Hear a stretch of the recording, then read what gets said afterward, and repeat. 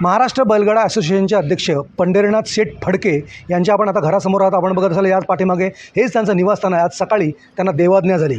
अचानकपणे त्यांनी एक्झिट घेतल्यामुळे संपूर्ण महाराष्ट्रामध्ये अक्षरशः शोककळा पसरली. कारण छकड्या अर्थात बैलगाड्या शर्यतीमध्ये अत्यंत प्रसिद्ध असलेले पंढरीनाथ फडके हे कमी कालावधीमध्ये नावारूपाला आले.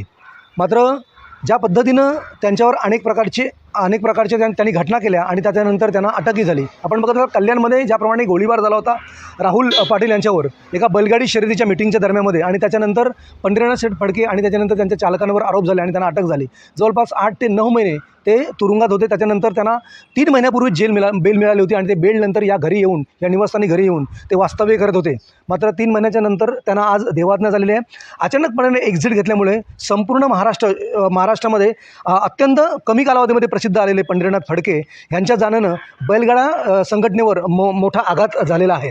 आपण बघत असाल प्रचंड मोठ्या प्रमाणामध्ये अशा प्रकारची लोकप्रियता कमी कालावधीमध्ये प्राप्त करणारे एकमेव असे पंढरीनाथ फडके हे अक्षरशः कमी कालावधीत नावारूपाला आले. ज्या पद्धतीनं त्यांनी समाजकारण, क्रीडाकारण, आणखी काही समाजोपयोगी कामं केली त्या कामाच्या जोरावर पंढरीनाथ फडके एका झटक्यामध्ये नावारूपाला आले. त्याच्यानंतर बैलगाडीमध्ये अत्यंत एक रुची असणारा हा व्यक्ती ज्याने कमी कालावधीमध्ये बैलगाड्या शर्यतीच्या माध्यमातून प्रत्येक घराघरामध्ये पोहोचले आणि त्याच्यानंतर ते महाराष्ट्र बैलगाड्या शर्यती संघटनेचे अध्यक्षही झाले.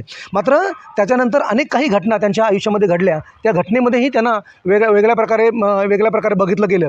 त्या कल्याणची घटना असो, त्याच्यानंतर क्रिकेटच्या मैदानावर केलेला हवेत गेलेला गोळीबार असो, या संपूर्ण घटनेमध्ये प्रत्येक घरामध्ये हे पंढरीनाथ शेठ फडके हे पोहोचले आणि त्याच्यानंतर त्या पंढरीनाथ फडके यांचं जे नाव होतं ते घराघरामध्ये पोचलं.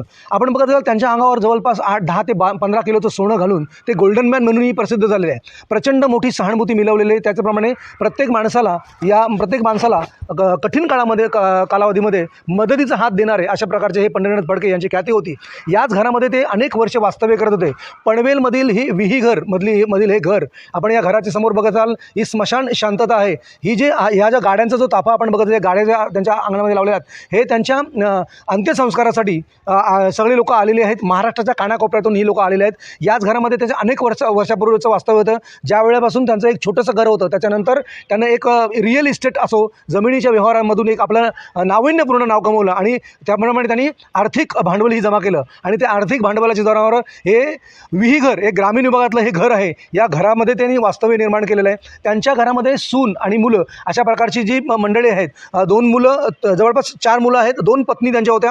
एक पत्नीपासून त्यांना 3 मुलं आहेत, 2 मुलं आणि 1 मुलगी, आणि दुसऱ्या पत्नीपासून 1 मुलगी आहे.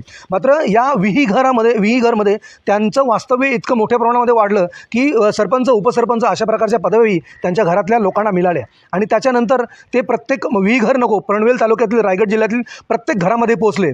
बैलगाड्या शर्यत ही प्रत्येक घरामध्ये पोहोचावी किंवा बैलगाड्या शर्यतीचं नाव प्रत्येक घरामध्ये पोहोचावं म्हणून त्यांनी अविरत प्रयत्न केले. बैलगाड्या शर्यत पूर्णपणे बंद करण्यात आली होती. सुप्रीम कोर्टामध्ये या जो काही बंदी घालण्यात आली त्याला आव्हान देण्यात आलं. त्याच्यानंतर त्या आव्हानाला पंढरीनाथ फडके यांनी प्रत्येक वेळी आपली हजेरी, आपलं योगदान दिलं आणि बैलगाड्या शर्यतीला सुप्रीम कोर्टाने मान्यता दिली. मात्र बैलगाड्या शर्यत आता संपूर्ण महाराष्ट्रामध्ये होत असताना त्यांचं जाण्यानं ते जे गेले अचानक झालेल्या एक्झिटमुळे बैलगाड्या संघटनेवर पूर्णपणे हा आघात म्हणावा लागेल. ही पोकळी जी निर्माण झालेली आहे ही पोकळी कधीही न भरून निघणारी अशा प्रकारची पोकळी आहे. या एका ग्रामीण विभागामध्ये एका माणसानं जन्म घ्यावा आणि त्याच्यानंतर एका आपल्या स्वतःच्या कर्तृत्वावर इतकं मोठं नाव कमावं असं एक उत्तम उदाहरण म्हणून पंढरीनाथ फडके यांचं नाव घेतलं जाते. आपल्या गावामध्ये प्रत्येकाला मदतीचा हात, पनवेल तालुक्यातील मदतीचा, रायगड जिल्ह्याला संपूर्ण महाराष्ट्रामध्ये नावारूपाला जर कोणी आणलं असेल बैलगाड्या शर्यतीच्या माध्यमातून तर पंढरीनाथ फडके यांनी आणलं होतं. आज त्यांचं अचानकपणे याच घरामध्ये, त्यांच्या राहत्या घरामध्ये त्यांना हृदयविकाराचा झटका आला असं सांगितलं जाते. त्याच्यानंतर पनवेल येथील रुग्णालयामध्ये त्यांच्या उपचारासाठी त्यांना दाखलही करण्यात आलं. मात्र तोपर्यंत त्यांची प्राणज्योत मालवली होती.